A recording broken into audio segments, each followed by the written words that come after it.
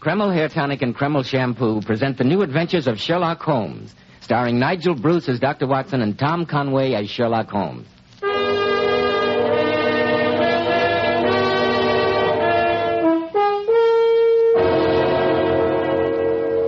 Once again, it's time to drop in for a visit with our old friend, Dr. Watson, storyteller beyond compare and confidant of the immortal Sherlock Holmes. And here he is, waiting to greet us in his familiar study. Good evening, Dr. Watson. I must admit that on such a cold and foggy evening, your fireplace looks even more cheery than usual. And a very good evening to you, Mr. Bell. Here, come and sit down. This chair feels good. Thank you, Dr. Watson. Nasty night out. Yes, it certainly is.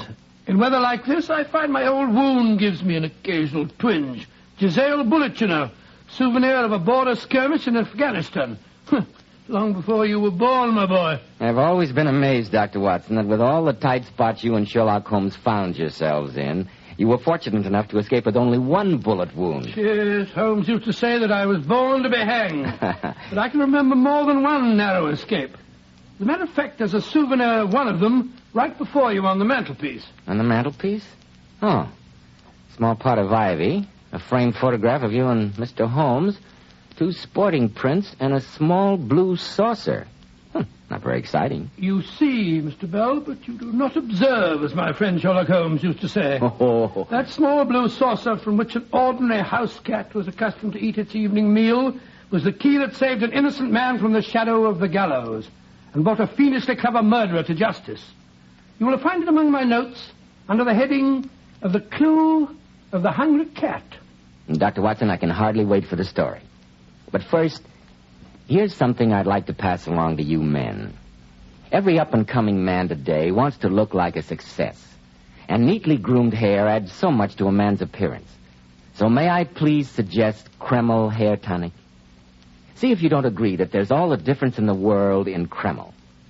Kreml keeps dry, stubborn hair in perfect order from morning till night. It gives hair a nice, attractive luster, too. Yet Kreml never plasters hair down with thick, dust-catching grease. It never leaves hair looking or feeling sticky or gummy. Kreml goes in for modern, more natural-looking hair grooming. The kind in such great demand today. Why not try it, men? Kreml. Kreml Hair Tonic. Now, Dr. Watson, how about the clue of the hungry cat?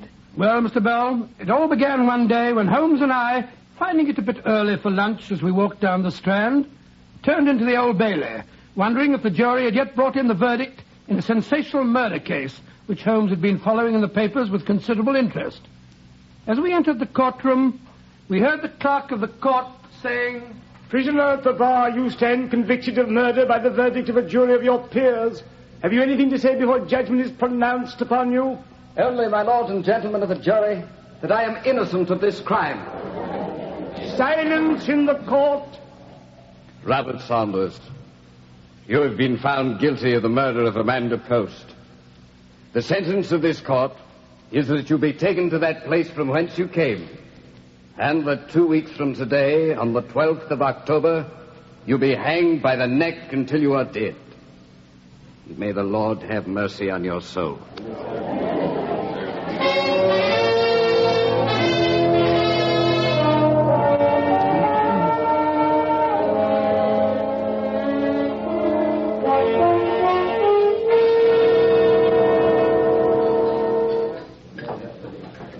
I must say that fellow Saunders had it coming to him, Holmes.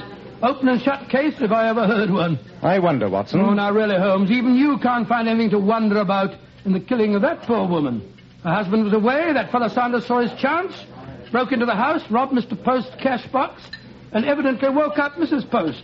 He knew that she'd recognize him, so he made quite sure that she'd never testify by choking the poor woman to death.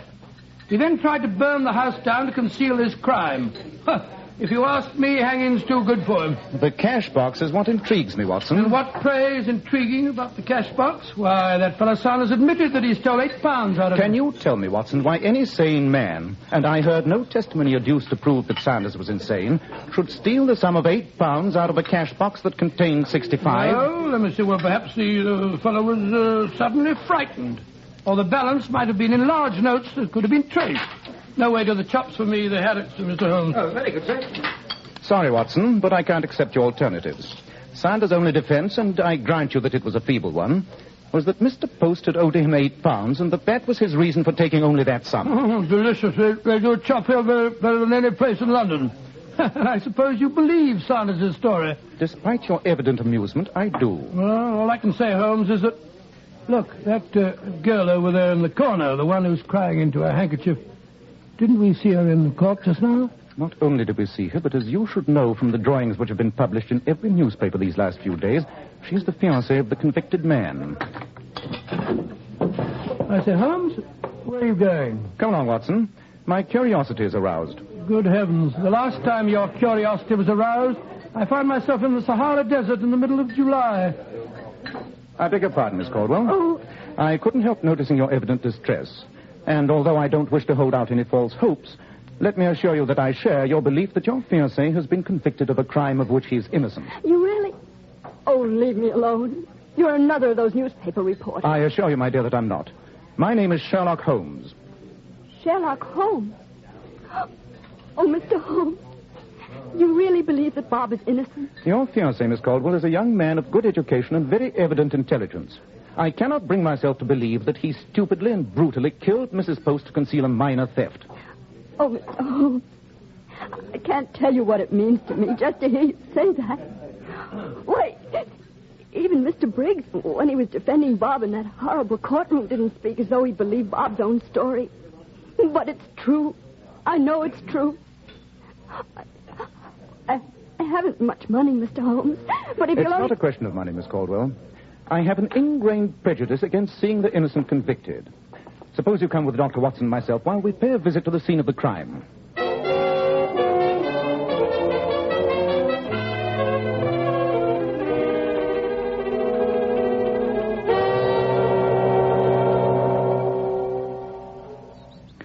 As the next-door neighbor of the house where the tragedy occurred, Mrs. Roberts, won't you tell us in your own words just what happened? Well, Mr. Holmes, although it was some time ago, it still catches me all of a sudden when I think of it. There takes me aback, it does. Sometimes I come all over dizzy like... Too much gin, if you ask me. Quiet, Watson. Okay. I can well believe it, Mrs. Roberts. But please, Mrs. Roberts, won't you tell Mr. Holmes what you remember? Well, that morning, Mr. Post was going away on business to Brighton. Going to be gone a couple of days, he was. Now, around noontime, I happened to look out of my window. Not that I'm the type that's forever minding other people's business, you'll understand. And I seen him a-standing in the front door just as he was a-saying goodbye to her. Saying? But I understood from the evidence that Mrs. Post was stone deaf. When I say saying, I mean he was waving goodbye to her, like he always did when he went away. Did you see Mrs. Post wave back to him? Well, in a manner of speaking, yes. At least I seen the curtain move inside the front parlor window, so I guess she was a-waving to him from inside. It's fairly conclusive, Holmes. The poor woman was alive when her husband left, and she was dead after the fire. No one else could possibly have killed her. Bob didn't. I don't care what you say. And after Mr. Post left, Mrs. Roberts, what happened then? Nothing. I was busy with me housework, frying up a nice bit of fish for me old man's supper, I was. And I didn't notice nothing next door until about 8 o'clock that evening. 8 o'clock? But the fire wasn't until midnight. But maybe it's silly of me to mention it.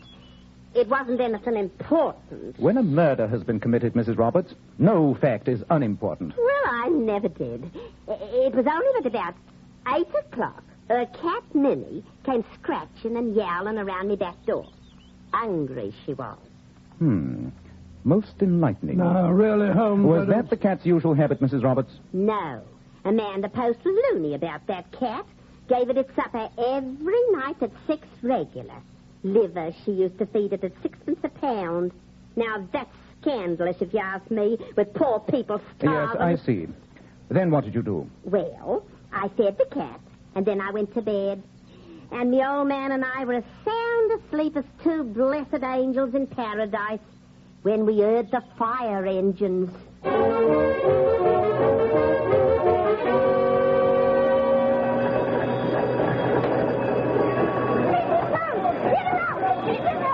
No, Harrigan. The place is going up like a tinderbox. If there's anyone in there, there's nothing we can do for them now.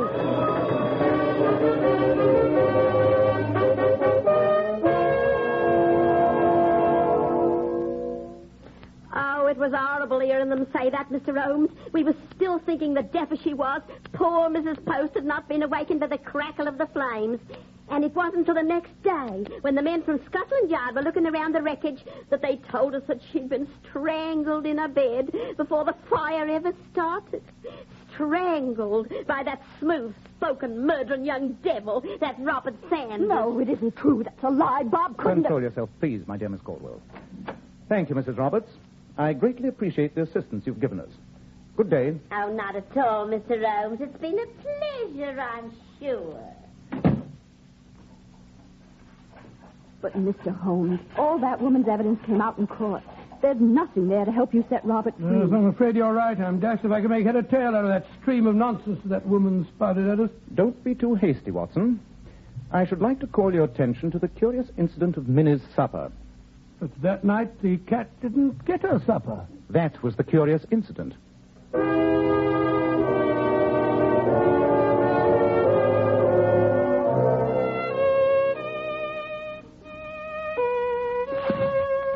Holmes, will you put down that violin for a moment and pay attention?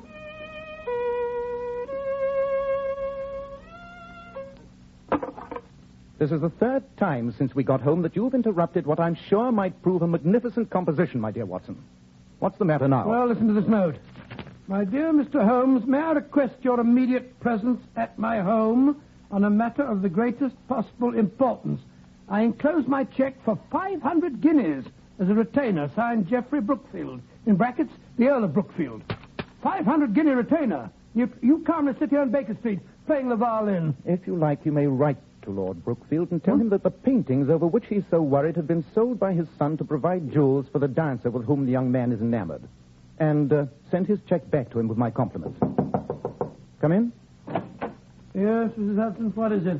A gentleman to see Mr. Holmes, sir. A Mr. Post. Mr. Post? Oh, yes. Show him up, will you, please? Yes, sir. You act as though you expected this fellow Post. When I put a ferret down a hole, Watson, I usually do so in expectation of starting a rabbit. You mean those questions of yours, Mrs. Roberts, this afternoon? Huh? Our garrulous friend, Mrs. Roberts, is not the type to keep a visit from Sherlock Holmes a secret from the neighborhood. Mr. Post, Mr. Holmes. Good evening, Mr. Post. Mr. Sherlock Holmes? Quite. And this is my friend and colleague, Dr. Watson. Good evening, sir. Doctor. Won't you sit down? Thank you, Mr. Holmes. I prefer to stand. I must confess I'm somewhat upset by what my former neighbor, Mrs. Roberts, told me this evening. Oh? What was that? That you and Dr. Watson and that young woman were asking questions this afternoon. There's nothing for you to be upset about, Mr. Post.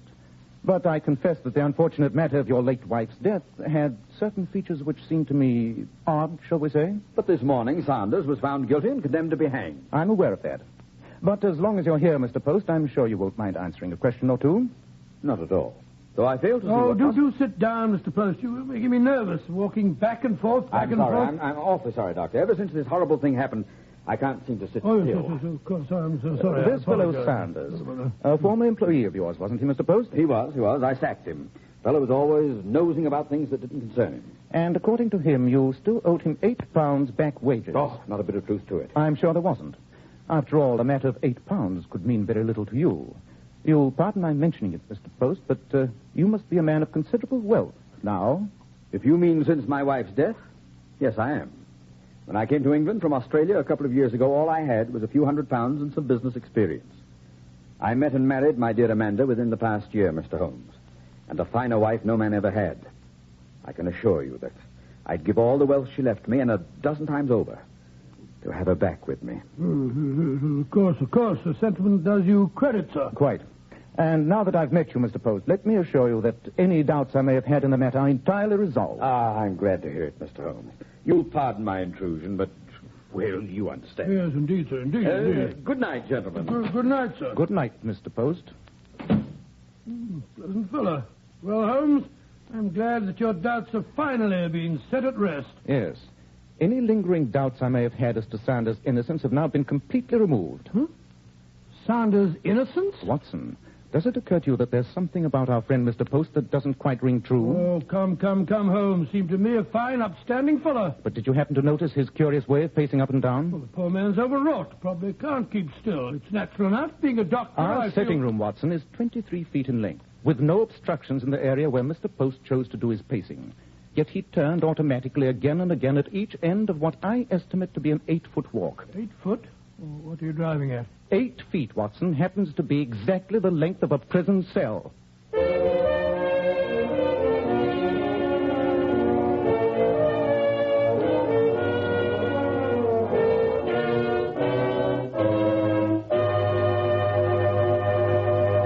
In just a moment, we'll rejoin Sherlock Holmes and Dr. Watson as they try to solve the mystery of the strange death of Amanda Post. Did you know that a recent survey showed Kreml hair tonic was the hair tonic preferred among America's top-flight executives and better-dressed men? Well, this isn't at all surprising because Kreml is famous for giving hair that smooth, well-groomed appearance, for which there is no substitute. And what's so important, Kreml does lots more than just keep hair looking handsome. Kreml removes dandruff flakes. It promptly relieves itching of scalp due to dryness and actually helps condition the hair, in that it leaves it feeling so much softer. Notice how much easier your hair is to comb, how every lock falls right in place and stays that way all day long. And remember, whereas Kreml gives hair a rich, attractive luster, it never leaves hair looking or feeling greasy. Ask for an application of Kreml at your barber shop. Buy a bottle at any drugstore. Kreml, Kreml Hair Tonic.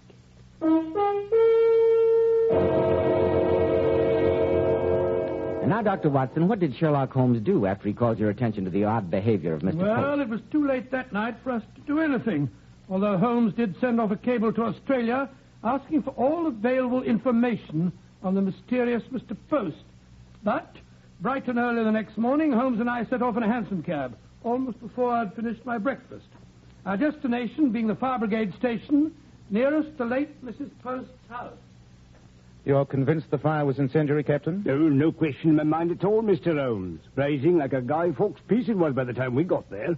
After we finally had her wetted down, there was a smell of paraffin oil strong enough to choke you all over the place. So you very rightly sent for the police? Oh, I did bet, sir, just as soon as I found that poor woman lying dead in her bed, or was left of it. Though I thought she died of suffocation. Well, the medical evidence that she'd been strangled before the fire started was clear enough. I know Dr. Richardson, a sound man, very sound. And it was you who found the cash box, Captain? Yes, Mr. Holmes. Being of stout metal, it hadn't come to no harm. Very hot fire like that sometimes is a freakish way of burning some things to a crisp and leaving others almost undamaged. The thing we often see in our business. I wish I could have inspected the house the morning after the fire. Watson, this shows you the disadvantage of attempting to follow a cold trail. Well, I'm sure I don't know what you expect to find. I don't know myself, but there must be something. Perhaps it won't do any good, Mr. Holmes, because it's a regular ragbag collection of odds and ends. But most of the things from Mrs. Post's bedroom are right back there on that table in the corner. Those that weren't too badly burned. They would have been thrown out this morning. The police made us keep them until after the trial. Capital. Well, you're welcome to take a look at them, sir. Phew. Smells more like a salvage sale. Curious-looking collection. And what is that horrible-looking object? Some kind of a stuffed fish that was mounted on a plank. It says, souvenir of Brighton.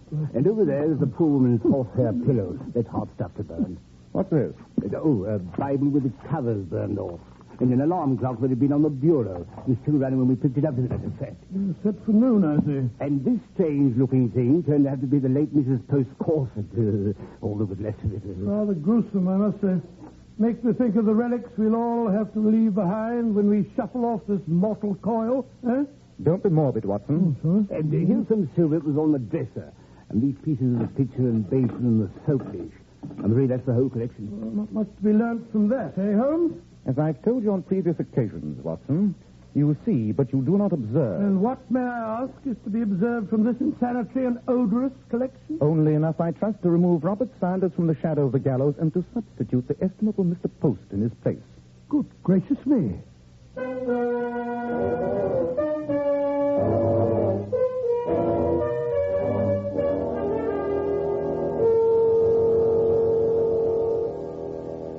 Would you be good enough, Watson, to ring for Mrs. Hudson? All right, Holmes, if you say so, but how you expect to frighten Post into confessing that he murdered his wife and then set the house on fire while he was 50 miles away in Brighton is beyond me. You are in possession of the same facts that I am, Watson. And since you know my methods, you should be able to reach the same conclusions. I must admit... Come in. Oh, you rang, Mr. Holmes? We're expecting a visitor, Mrs. Hudson. Mr. Post, who was here last night. Oh, I remember him, sir. A very nice gentleman. He tipped me a shilling on his way out. I have reason to think that he'll be here very shortly. Will you show him up as soon as he arrives? All right, sir. You were saying? I was about to say that the problem no longer lies in the solution of the crime. That, of course, is obvious to anyone. Well, of course. Certainly obvious. The difficulty is I haven't a shred of evidence. Therefore, the only possibility of justice being done is through forcing a confession from Mr. Post by suddenly facing him with an utterly unexpected reconstruction of what actually happened. I suggest, Watson, that you arm yourself with your service revolver. I have reason to think that Mr. Post may react violently. Really? Loaded and ready. But I do think, Holmes, that if you're so sure that Post is the murderer, you might at least tell the police. I very much doubt if Scotland Yard would admit itself completely in the wrong without proof, which, of course, I haven't got. No, Watson, Come in. Good evening, Mr. Holmes. Dr. Watson. Good evening. I received your note, Mr. Holmes, asking me to call on you at once on a matter of the greatest importance. I'm sorry to trouble you at this hour of night, Mr. Post, but there have been one or two puzzling questions in connection with your wife's death which have been bothering Dr. Watson and myself. But I thought you said last night that all your doubts had been resolved. They had, Mr. Post, but I didn't specify what doubts. I'm afraid you're being a bit cryptic. I must beg you, Mr. Holmes, to come to the point. Very well, Mr. Post. Let me present to you a reconstruction of what I can only term a highly ingenious crime. I'm listening. A certain man who, for the moment, shall be nameless, meets and courts a wealthy woman who, despite the handicap of her deafness, is still attractive, and marries her. Very interesting, Mr. Holmes. Then, ruthlessly and in cold blood, he strangles this poor, foolish, credulous woman, knowing that under her will he will inherit her fortune. I know what you're insinuating, and Then you admit? I admit nothing. There's no reason why I have to stay here and listen to you insult my wife's memory. Sit down, Mr. Post. You don't dare leave till you discover just how much I really do know. Very well, Mr. Holmes. And just how does this man do what you say he did without getting caught? After he's strangled her, and his other preparations have been made, he stands in the front door of their house, ostensibly waving goodbye to the wife who already lies dead upon her bed. Holmes, Mrs. Roberts said that... The fond farewell is answered, Watson, by a curtain that moves in one of the front windows. Who is there to know that the curtain has merely moved at the twitch of a string held in the murderer's hand? At least, Mr. Holmes, I must congratulate you on your ingenuity. But there were a couple of things the husband overlooked. First, Minnie, his wife's pet cat. Minnie comes to the back door at the usual hour. Her plaintive scratchings produce no result. And why? Because the wife who usually feeds Minnie already lies dead. That's what you meant, Holmes. Precisely, Watson. After which the house is silent until midnight, when suddenly a fire breaks forth. A fire of such intensity as to consume almost all the evidence of the crime. And, most important of all, a fire which was meant to produce in the eye of the beholder an unshakable alibi for the husband, who at that moment was so far away. The fact that Sanders chose to break in that same night was sheer good luck for the murderer, for he gave the police a ready-made suspect. And now let me ask you one question, Mr. Holmes. Just how did the husband of whom you speak produce this conflagration while he was at least 50 miles away? Probably by means of some simple attachment connected to the alarm clock in his wife's room, which was set to go off at 12 midnight, Watson, not 12 noon, as you surmise. Good heavens, Holmes. An attachment which was later destroyed by the heat of the fire. Very pretty piece of fiction, Mr. Holmes. Of course, it would never stand up in a court of law. I'm not so sure, Mr. Post. Oh, I am. After all, it would just be your word against mine. Yes. The word of Sherlock Holmes against that of an ex-convict. Why, you... Two of whose previous wives died in Australia under suspicious circumstances. I won't listen to any more. What's been said is sufficient. He'll never get me for those other two, nor for this one. Then you'll do it, Mick. Yes, yes. I killed my wife, but you never see me in court. Nice work, Watson. Is he badly hurt? I don't think so. Just a flesh wound in his shoulder. Knocked him out for a few minutes, that's all. He'll live, I'm afraid. Watson, if you hadn't shot first... Oh, nothing, my dear fellow, nothing at all. Don't mention no fellow. Tell me, how did you ever deduce that whole story just from the fact that the cat didn't get her supper. I didn't, Watson. Oh, you said that... The incident of the cat's supper served to make me suspicious. I only became certain at the fire station when I saw the alarm clock. But, Holmes, I saw that alarm clock. Seemed like a perfectly ordinary clock to me. As I remarked before, Watson, you see, but you do not observe. Why would a woman who is stone deaf have set an alarm clock to waken her at 12 o'clock? Well, of all the blind idiots... Quite. Now, chap, ring for Mrs. Hudson, will you? I think perhaps the police might be interested in our friend, Mr. Post.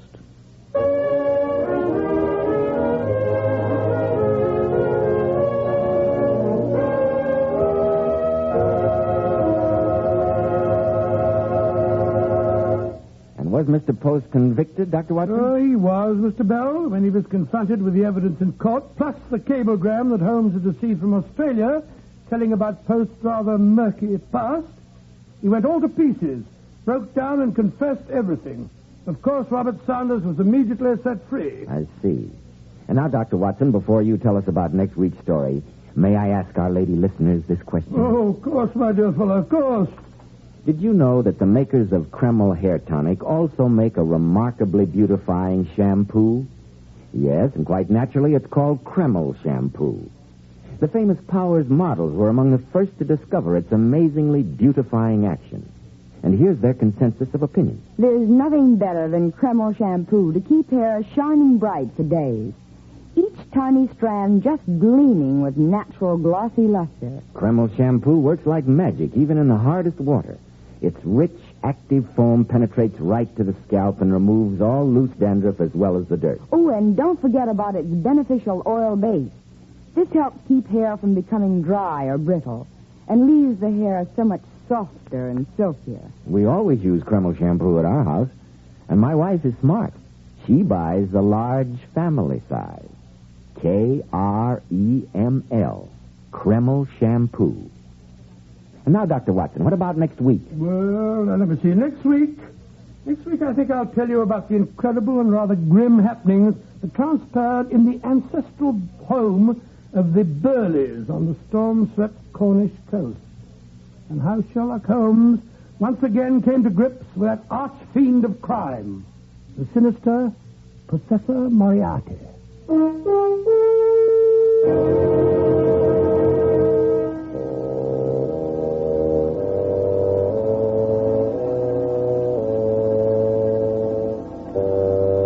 Tonight's new Sherlock Holmes adventure was suggested by an incident in Sir Arthur Conan Doyle's story, The Boscombe Valley Mystery. Nigel Bruce appeared by permission of California Pictures, and Tom Conway through the courtesy of Eagle Lion Pictures. This is Joseph Bell speaking for Kreml Hair Tonic and Kreml Shampoo, and inviting you to be with us next week at this same time, when Dr. Watson will tell us about Sherlock Holmes' encounter with Professor Moriarty.